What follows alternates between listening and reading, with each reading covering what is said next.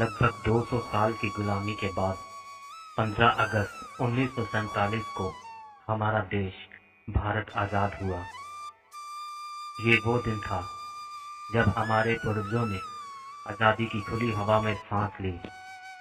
इस आज़ादी के लिए देशवासियों ने अंग्रेजों के खिलाफ लंबी लड़ाई लड़ी। 15 अगस्त 1947 को भारत से ब्रिटिश शासन का अंत हुआ और स्वतंत्र भारत की स्थापना हुई। जय हिंद। हमें गर्व है हमारे देश पर और देशवासियों पर और उन लोगों पर जिन्होंने हमारे देश को आज़ाद कराने के लिए बहुत बड़ी कुर्बानियां दी। ऐसी ही एक और हम क्रांतिकारी महिला के बारे में जानेंगे जिनका नाम मीरा था। तो चलिए शुरू करते हैं आज की हम इस वीडियो को। आज़ाद हिंद फौज में रानी झांसी रेजिमेंट की सिपाही थी, जिन पर अंग्रेजी सरकार ने गुप्त होने का आरोप भी लगाया था। 1998 में इनका निधन हैदराबाद में हुआ। इन्हें मीरा नागनी के नाम से भी जाना जाता है। इनके भाई बसंत कुमार भी आज़ाद हिंद फौज में थे। मीरा नागनी और इनके भाई बसंत कुमार के जीवन पर कई लोक गायकों ने काव्य संग्रह पर भजन भी लिखे हैं। मीरा नागनी के नाम से इनके जीवन पर एक महाकाव्य भी है। इनके जीवन पर फिल्म का निर्माण भी होने वाला है। ये एक महान देशभक्त, साहसी एवं स्वाभिमान महिला थी, जिन्हें गर्व और गौरव के साथ याद किया जाता है।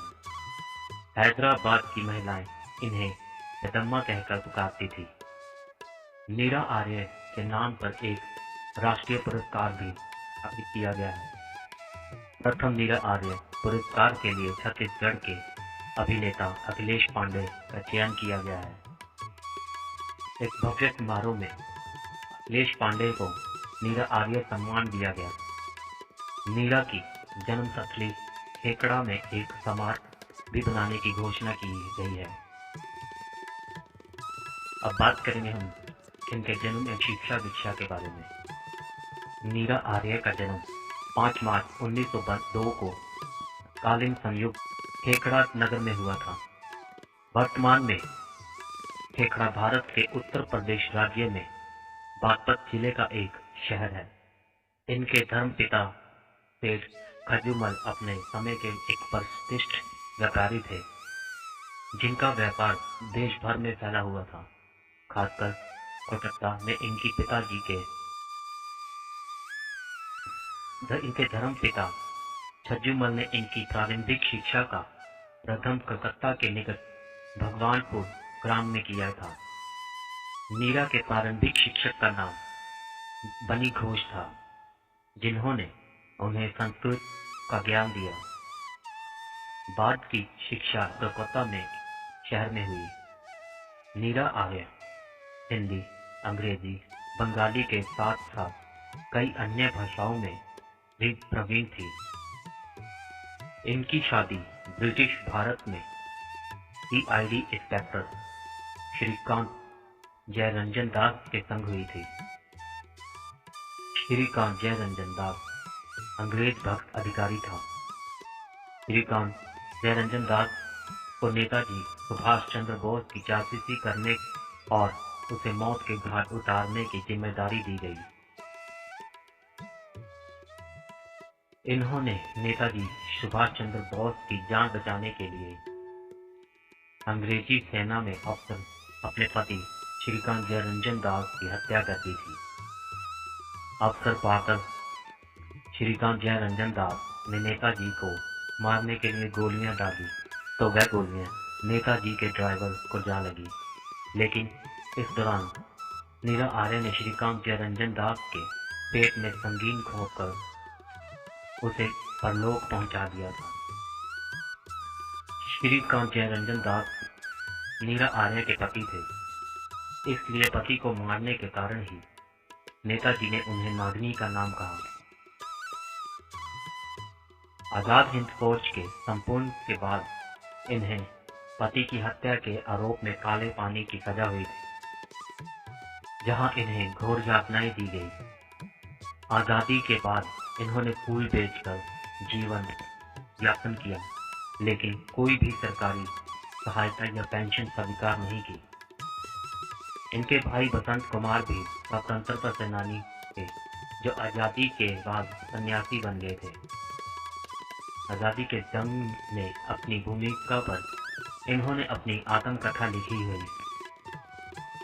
उर्दू लेखिका फरहाना ताज, जो हिंदी में मधुमामा के नाम से लिखती हैं, को भी इन्होंने अपने जीवन के अनेक प्रसंग सुनाए थे। उन्होंने भी इनके जीवन पर एक उपन्यास लिखा था, जिसमें इनके आजादी के जंग में योगदान को रेखांकित किया। इनकी आत्मकथा का एक हृदयद्रावक अंश प्रस्तुत है।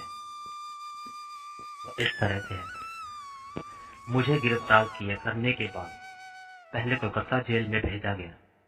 ये घटना कोलकाता जेल की है, जहां हमारे रहने का स्थान वही कोठरियां थी जिनमें अन्य महिलाएं राजनीतिक अपराधी रही थी अथवा रहती थी। हमें रात के 10 बजे कोठरियों में बंद कर दिया गया और चटाई, कंबल आदि का नाम भी नहीं सुनाई पड़ा। मन में चिंता होती थी कि जहां हमें भेजा जाना था, वहां गहरे समुद्र में अज्ञात द्वीप में रहते स्वतंत्रता कैसी मिलेगी। अभी तो ओढ़ने बिछाने का ध्यान छोड़ने की आवश्यकता आ पड़ी है। जैसे तैसे जमीन पर ही लोट लगाई और नींद भी आ गई। लगभग 12 बजे एक पहरेदार 2 कंबल लेकर आया और बिना बोले चाले ही ऊपर फेंक कर चला गया। कंबलों का गिरना और नींद का टूटना भी एक साथ ही हुआ। बुरा तो लगा, परंतु कंबलों को पाकर संतोष भी आ ही गया। अब केवल वही एक लोहे के बंधन का कष्ट और रह रहकर भारत माता से जुदा होने का ध्यान साथ में था। सूर्य निकलते ही मुझको खिचड़ी मिली और लोहार भी आ गया। हाथ की सांकल काटते समय थोड़ा सा चमड़ा भी काटा, परंतु पैरों में से आड़ी बेड़ी काटते समय केवल 2-3 बार हथौड़ी से पैरों की हड्डी को जांचा कि कितनी पुष्ट है। मैंने एक बार दुखी होकर कहा, क्या अंधा है जो पैर में मारता है? पैर? तो उसने जवाब दिया, पैर क्या, हम तो दिल में भी मार देंगे, क्या कर लोगी? उसने मुझे कहा, फिर बंधन में हूं तुम्हारे, कर भी क्या सकती हूँ। फिर मैंने उनके ऊपर थूक दिया, औरतों की इज्जत करना सीखो। जेलर भी साथ थे, तो उसने कड़क आवाज में कहा, तुम्हें छोड़ दिया जाएगा यदि तुम बता दो कि तुम्हारे नेताजी सुभाष कहाँ हैं। तो वह तो हवाई दुर्घटना में चल बसे। मैंने जवाब दिया, सारी दुनिया जानती है नेताजी जिंदा है, झूठ बोलती हो तुम कि वह हवाई दुर्घटना में मर गए। जेलर ने कहा, हाँ नेताजी जिंदा है, तो कहाँ है? मेरे दिल में जिंदा है। जैसे ही मैंने कहा तो जेलर को गुस्सा आ गया और बोले, तो तुम्हारे दिल से हम नेताजी को निकाल लेंगे। और फिर उन्होंने मेरे आंचल पर ही हाथ डाल दिया और मेरी आंगी को फाड़ते हुए फिर लोहार की ओर संकेत किया।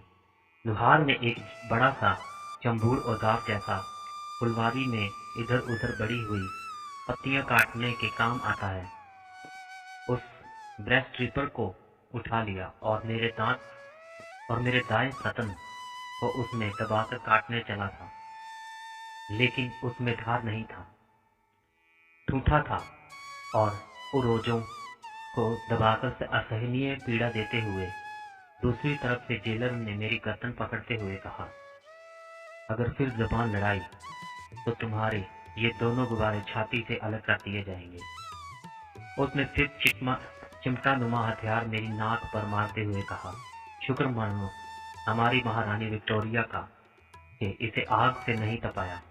आग से तपाया होता तो तुम्हारे दोनों सतन पूरी तरह उखड़ जाते। आजाद हिंद फौज की पहली जासूस थी ये महिला।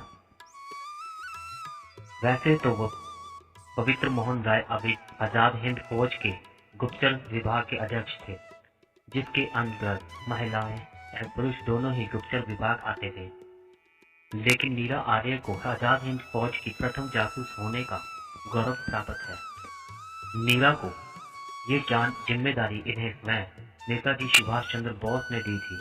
अपनी साथी मानवती आर्य, सरस्वती राजामणि और दुर्गामल गोरखा एक युवक डैनियल काले संग इन्होंने नेताजी के लिए अंग्रेजों की जासूसी भी की।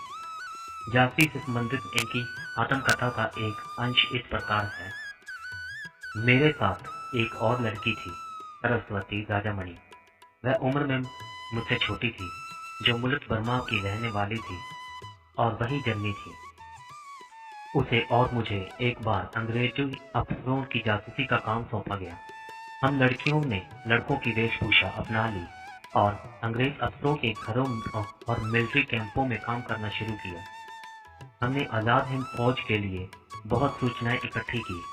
हमारा काम होता था अपने कान खुले रखना, हासिल जानकारी को साथियों से डिस्कस करना, फिर उसे नेताजी तक पहुंचाना। कभी कभार हमारे हाथ महत्वपूर्ण दस्तावेज भी लग जाया करते थे। जब सारी लड़कियों को जासूसी के लिए भेजा गया था, तब हमें साफ तौर पर बताया गया था कि पकड़े जाने पर हमें खुद को गोली मार लेनी है।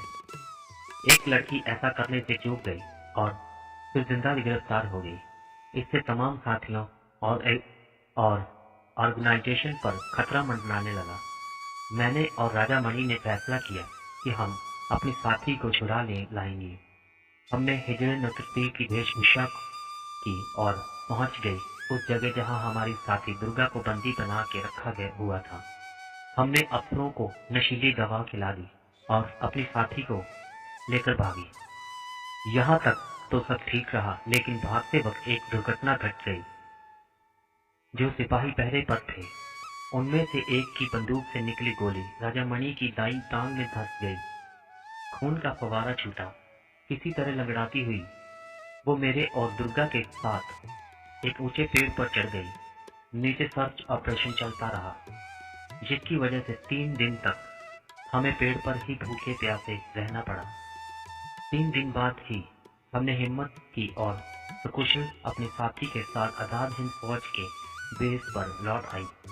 3 दिन तक टांग में रही गोली ने राजामणि को हमेशा के लिए लंगड़ाहट बख्श दी। राजामणि की इस बहादुरी से नेताजी बहुत खुश हुए और उन्हें INA की रानी झांसी ब्रिगेड में लेफ्टिनेंट का पद और दिया और मैं कैप्टन बना दी गई।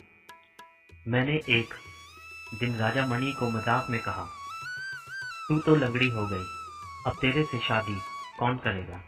तो वो बोली, आजाद हिंद में हजारों छोरे हैं, उनमें से कोई एक जो जंग में सीने पर और दोनों पैरों पर गोलियां खाएगा और दुश्मनों को ढेर करेगा, उसी से कर लूंगी, बराबर की जोड़ी हो जाएगी। तब मेरी बोलती बंद हो गई। इनका आखिरी और जीवन के अंतिम दिन कुछ इस प्रकार से हैं। इन्होंने जीवन के अंतिम दिनों में फूल बेचकर गुजारा किया और फलकनुमा हैदराबाद में एक झोपड़ी में रही। अंतिम समय में इनकी झोपड़ी को भी तोड़ दिया गया था, क्योंकि वह सरकारी जमीन में बनी हुई थी। वृद्धावस्था में बीमारी की हालत में चार मीनार के पास उस्मानिया अस्पताल में इन्होंने रविवार 26 जुलाई 1998 में एक गरीब, असहाय, निराश्रित, बीमार वृद्धा के रूप में मौत का आलिंगन कर लिया।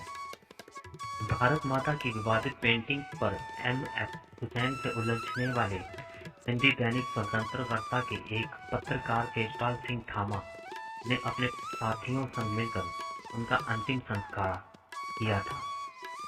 तो दोस्तों, आज की इस वीडियो को आप कैसा देखते हैं और आपको ये वीडियो कैसे लगी, तो कृपया हमें कमेंट करके जरूर बताएं और जाते वक्त कमेंट में जय भारत माता की जरूर लिखें। जय